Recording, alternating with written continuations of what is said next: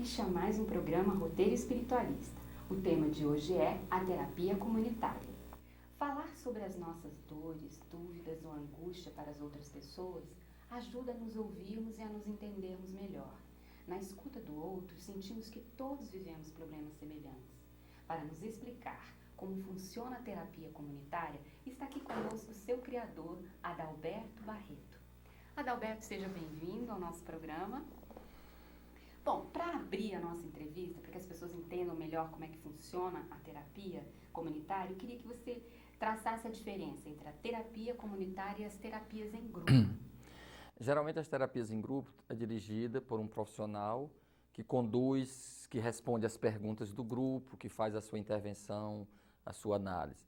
A terapia comunitária, a gente reúne as pessoas e a gente considera que cada um é doutor da sua vivência.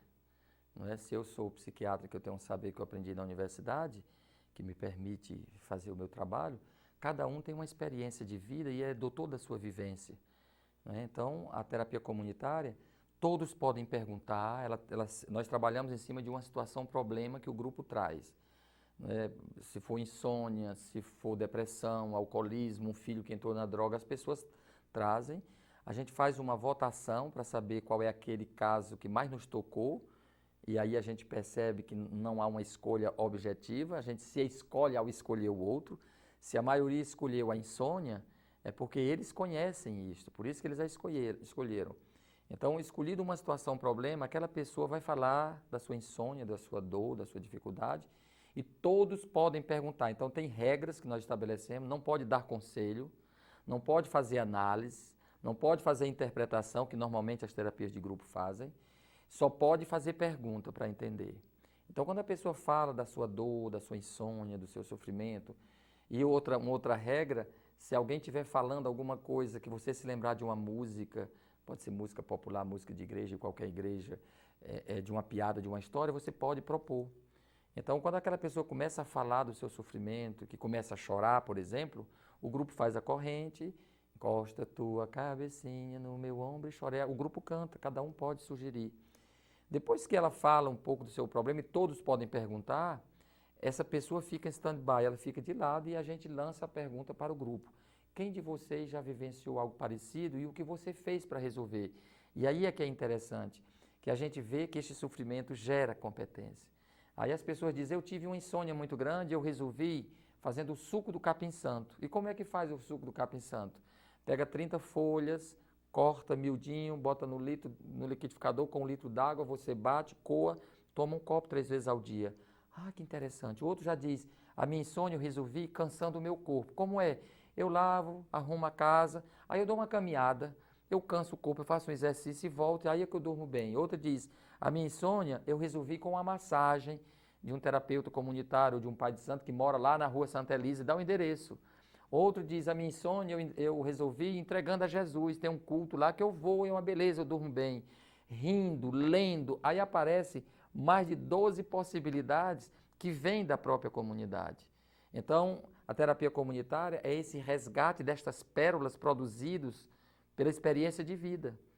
E aí onde é enriquecedor, porque você vem com um problema e sai com 12 possibilidades de solução. Quem quiser começar com chá, com suco, com a caminhada, resolve. Então não há interpretação, a gente pede que não tragam grandes segredos, porque a gente vai falar daquilo que é do cotidiano, do sofrimento do dia a dia, da insônia, da preocupação do pai de família, do trabalhador. E no final a gente faz uma grande roda, né, onde a gente vai dizendo o que é que eu aprendi com a terapia de hoje, o que é que eu mais admirei nessas histórias. Aí as pessoas começam a agradecer umas às outras. Eu admirei da senhora a sua coragem, eu vou levando a lição. A senhora hoje me disse uma coisa, eu achei muito bonito isso. Então aquilo que foi dito, ele é partilhado com todos, né? E sem julgamento, sem interpretação, sem análise. Por isso que para ser terapeuta comunitário, qualquer pessoa pode ser.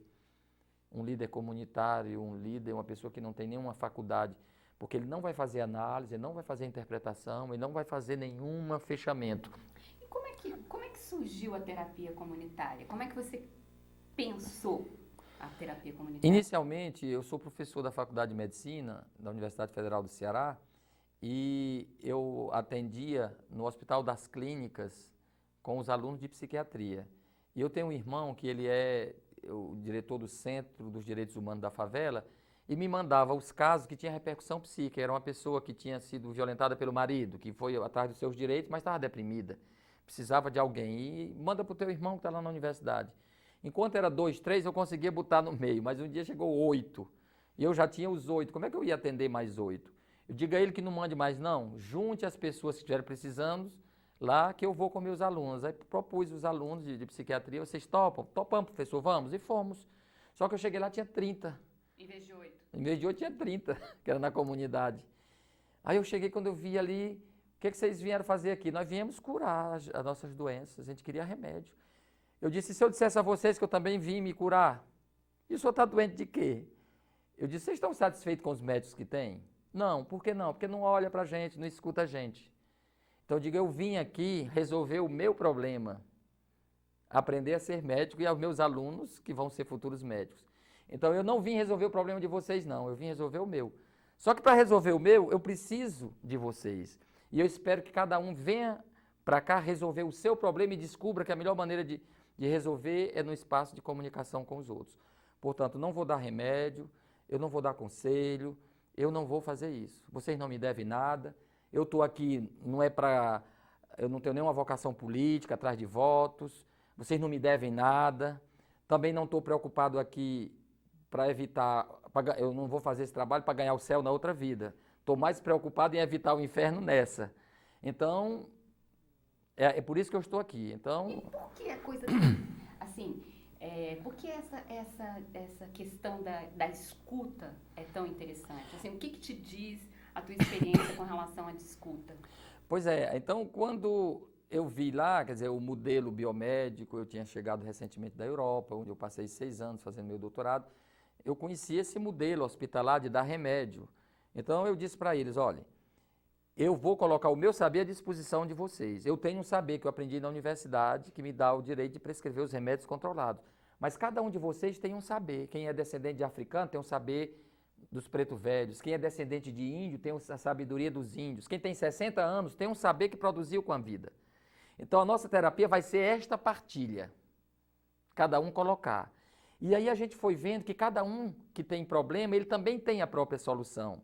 E que aquela comunidade que a gente costuma achar que são carentes materiais, a gente pensa que estão carentes de tijolo, de porta de casa, mas essa miséria, a pior miséria numa favela não é a miséria externa, é a miséria interiorizada no íntimo dessas criaturas, onde eles não acreditam mais neles, que são capazes. Então, nada mais valoriza alguém do que um professor, um médico, alguém que é conhecido, que chega e que escuta o outro, em vez dele chegar e querer ser o salvador da pátria, começa a interpretar, falar. Ele chega e ele faz perguntas e ele escuta as pessoas. E com cada pessoa fala, na sua dor, tem a dor, mas também tem a solução, só que ela não tem consciência. E quando a gente escuta, vai fazendo o outro perceber pelas perguntas, de onde vem a tua força? Então, eu acho que quando a gente começa a trabalhar em cima das competências dessas pessoas e não de suas carências, porque todos nós temos nossos lixos interiores, né?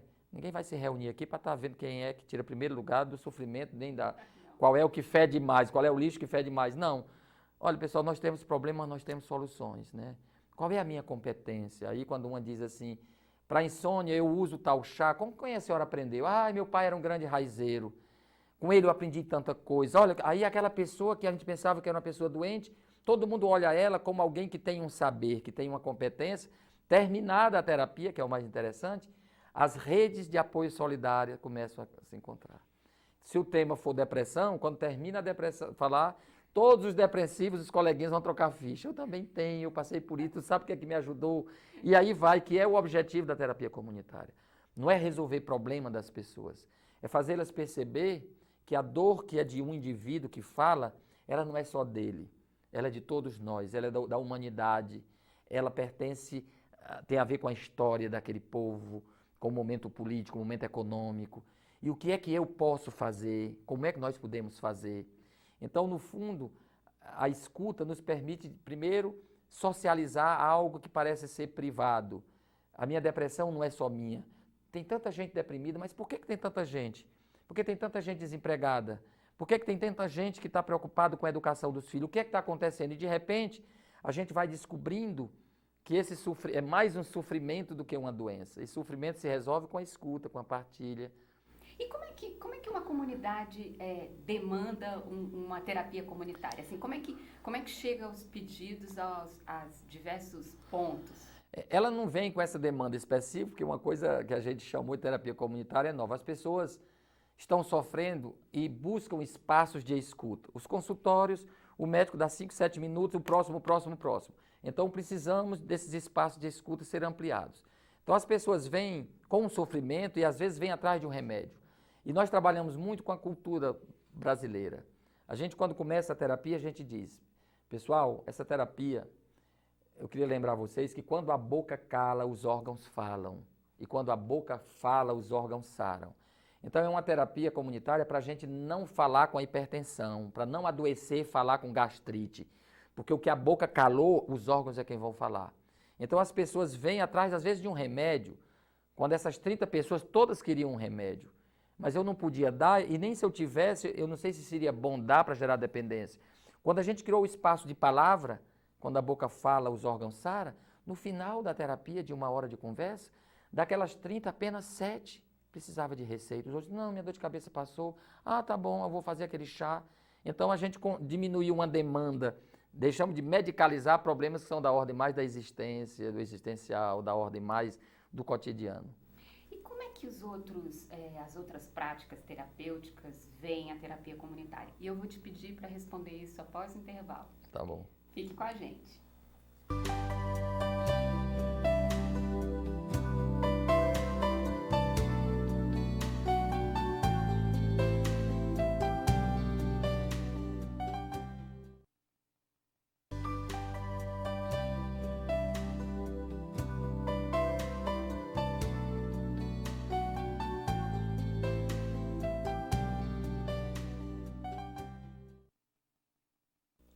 Está assistindo ao Roteiro Espiritualista. O tema de hoje é a terapia comunitária. Nós estamos entrevistando o criador da terapia, Adalberto Barreto. Adalberto, no bloco anterior eu te perguntei como as outras linhas terapêuticas veem o trabalho da terapia comunitária? Olha, eu não tenho me preocupado muito com o que os outros pensam do nosso trabalho.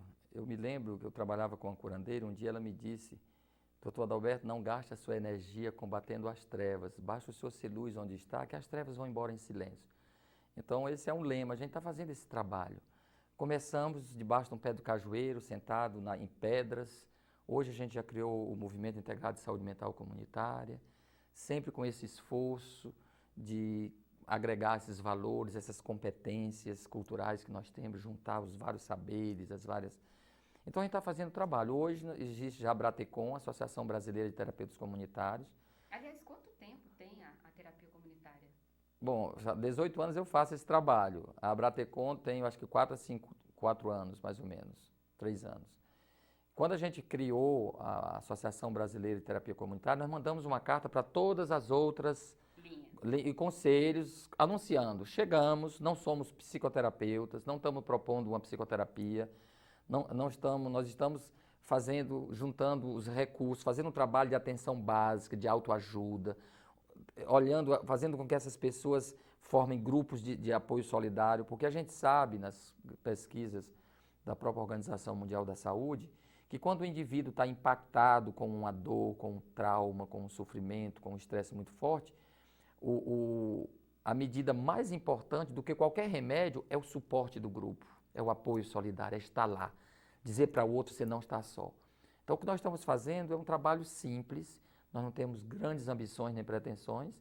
Isso se faz em comunidade carente? Não, agora está sendo apropriado por todos os setores, mas foi pensada para estes setores. Mas como há uma falta muito grande de tratamento, de trabalho com grupos, numa perspectiva diferente do que aquele iluminado que vem e junta as pessoas e fica falando para eles, como é uma proposta diferente, né, participativa, de partilha de saberes, de trabalhar com a diversidade e com as contradições, há uma necessidade muito grande e muitos profissionais, psicólogos, enfermeiras, médicos, psiquiatras, educadores, estão se apropriando do que é bom que se faça. Hoje está sendo feito nas escolas, nos presídios, em vários espaços, né? Então, ela é hoje um instrumento válido para esses trabalhos de grupo comunitários. E não tem assim, você citou algumas regras, né? Mas eu digo assim,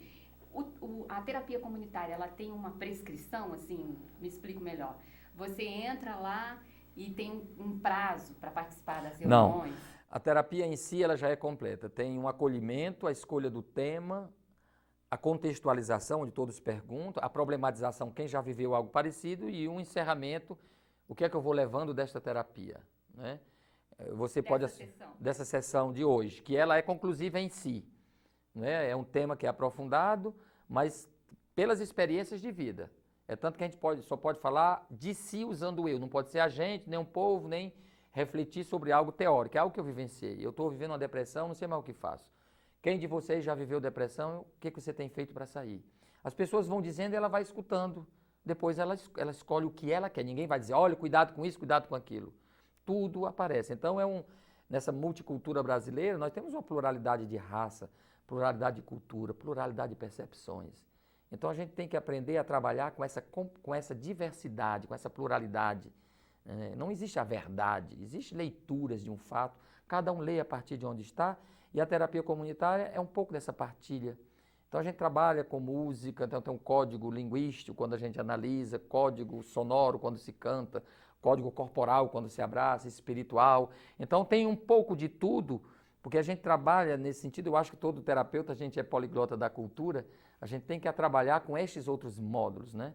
Com essas outras expressões da nossa própria cultura brasileira. Por que você diz, nos seus escritos sobre a terapia comunitária, de que nela o sujeito deixa de ser passivo para ser ativo? Porque normalmente os modelos que nós temos, o médico, o profissional que chega, ele faz perguntas, depois prescreve um remédio, o outro só faz dizer sim, não, 33 e lá vai, né? É uma terapia diferente em que o outro deixa de ser objeto da minha intervenção como técnico, para ele ser sujeito quando a gente escuta, quando ele faz a descoberta de que ele que é capaz, de que ele tem que acreditar nele. É uma descoberta que ele vai fazendo à medida que ele vai escutando.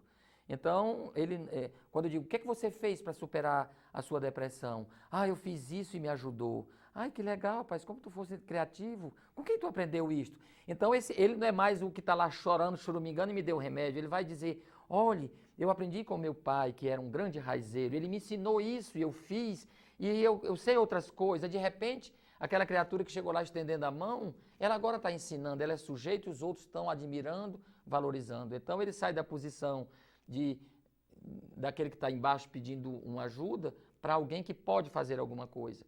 Então, o problema de o outro diz, o meu problema é um outro, mas eu já passei por isso e eu fiz isso, para mim foi muito importante.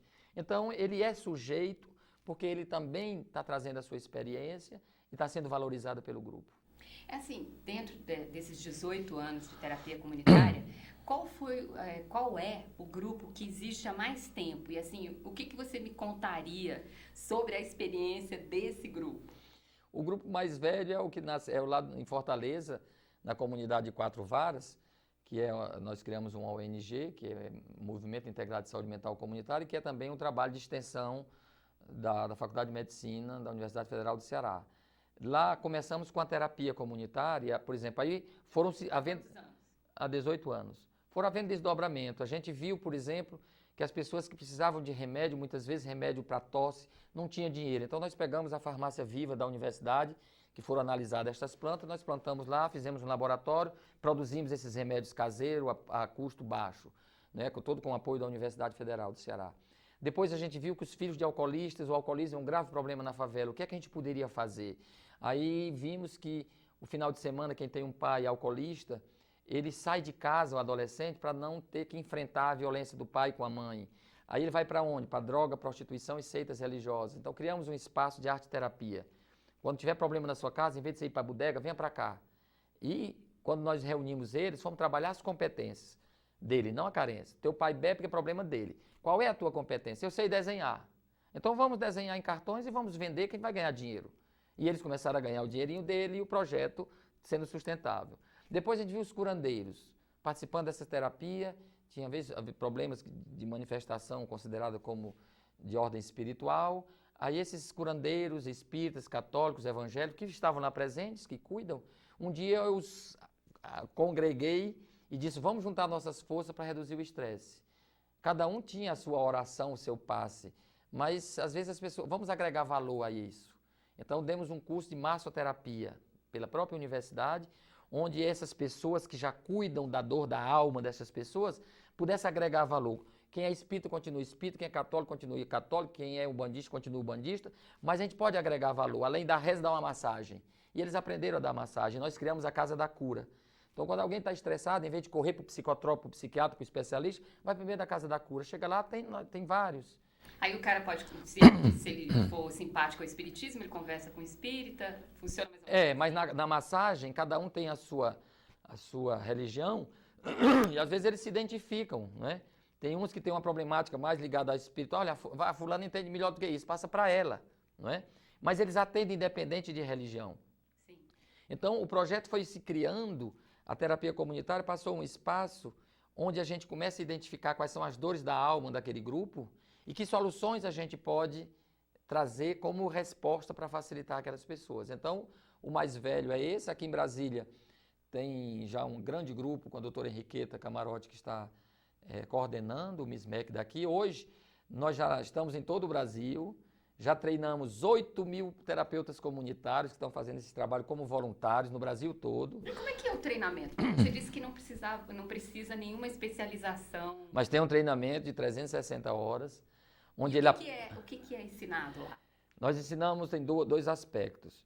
A técnica de como conduzir, que é 80 horas, e 80 horas para as pessoas trabalharem o seu self, para trabalhar a sua competência. Todas essas pessoas, às vezes analfabetas ou não, nós vamos fazer a seguinte pergunta: qual é a tua competência?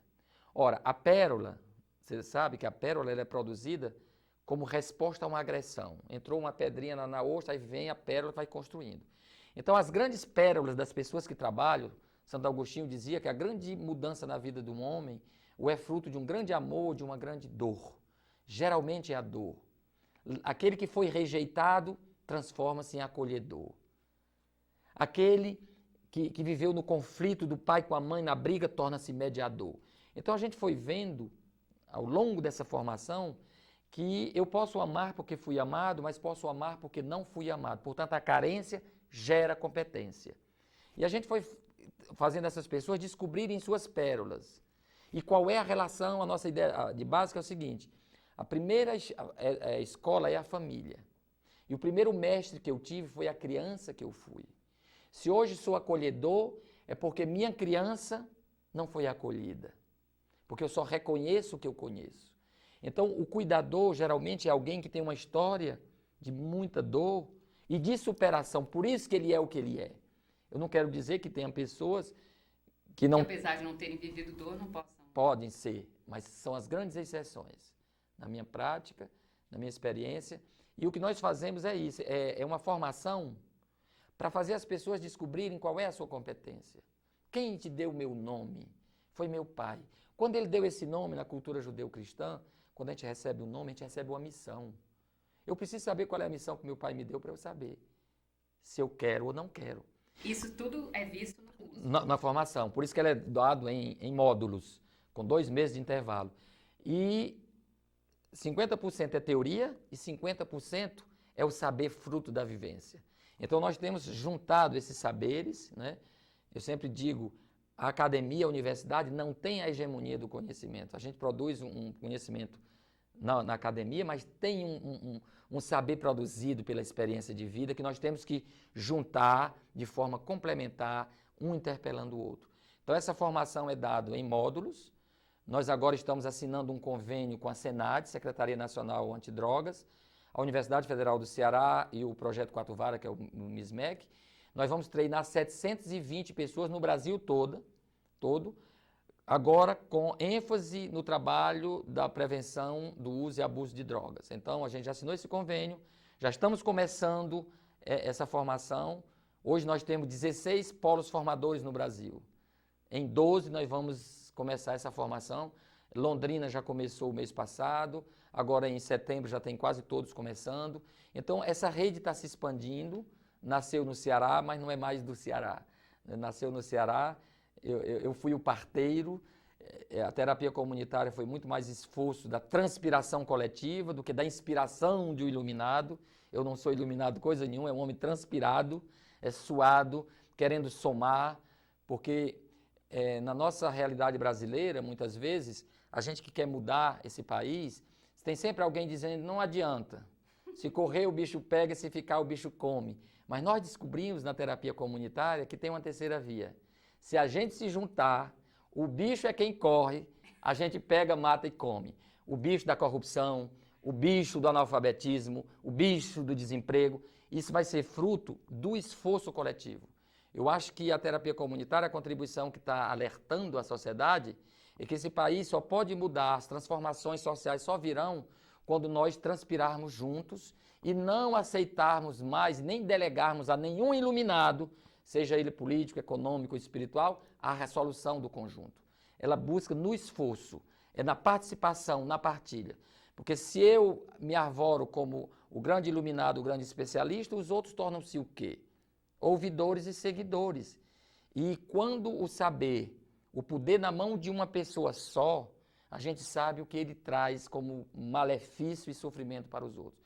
Então, essa participação, ela é muito importante e eu estou muito feliz. Eu nunca imaginei que este trabalho, começado nesta favela, debaixo de um pé de cajueiro, sentado num tijolo no chão, com 30, depois 40, com 60, ou 120 pessoas, um dia fosse um modelo que, inclusive, nós já estamos levando para a Suíça e para a França, onde nós já estamos treinando lá mais de 300 pessoas que estão fazendo um trabalho. Geralmente as coisas vêm do primeiro mundo para cá. Nós estamos com uma técnica aqui dizendo, olha como a gente pode ser solidário. E isso para a Europa também é importante, porque com o terrorismo está todo mundo com medo um do outro. Ninguém conversa mais com o estrangeiro nem com o desconhecido. E quando as pessoas começam a conversar, que a gente vê a humanidade de cada um, a nossa fragilidade, aí emerge do coração a compaixão, a vontade de estar juntos, de refletirmos para sobrevivermos a tudo isso que vem de tecnologia, que faz da vida uma competição, que nos isola cada vez mais uns dos outros, né?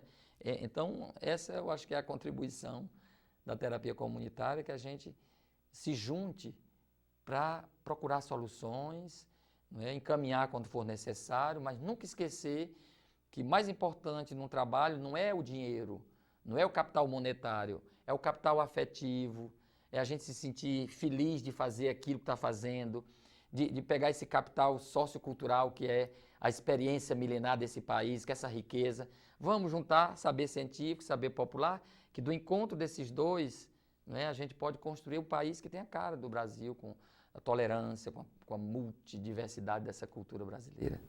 Ô, Adalberto, muito obrigada pela sua participação no Roteiro Espiritualista e nós convidamos você para o nosso próximo programa. Obrigada!